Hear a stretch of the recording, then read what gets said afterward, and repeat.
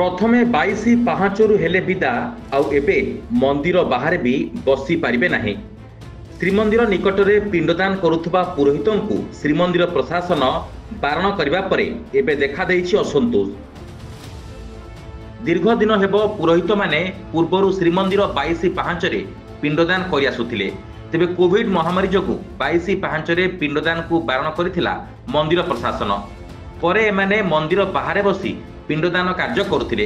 तेबे वर्तमान श्रीमंदिर प्रशासन पक्षरु श्रीमंदिर निकटरे पिंडदान न करिबा लागि निष्पत्ति निया जायथिबारु पुरोहित माने याहाकु विरोध करिसंती। विभिन्न स्थानरु आसुथबा भक्त माने अनेक असुविधार सम्मुखीन हेबे। तेबे श्रीमंदिर प्रशासन समस्त पुरोहितंक लागि श्रीमंदिर निकटरे पिंडदान करिबा लागि अनुमति देबा पई निवेदन करिसंती पुरोहित माने।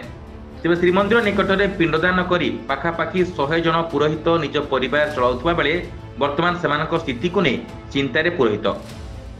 जगन्नाथ मंदिर 22 पावसरे पूर्व आम सातपिंड कर चली क्रमश कोविड पूर्व बंद करदेला सरकार। मेघनाथ पाचेरी पाखे सातपिंड करवाले पुणी 2 वर्ष पर आमको बेड़ा बाहर रखुं मंदिर परिसर बाहर की रोड पर श्राद्ध करूँ। पुणी किसी दिन आज भी कहते आप मार्कंड शीतगा इंद्रद्युम्न जा श्राद्ध करेंगे।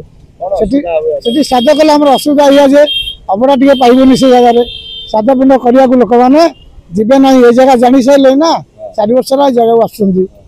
Bureau report news alert 24x7।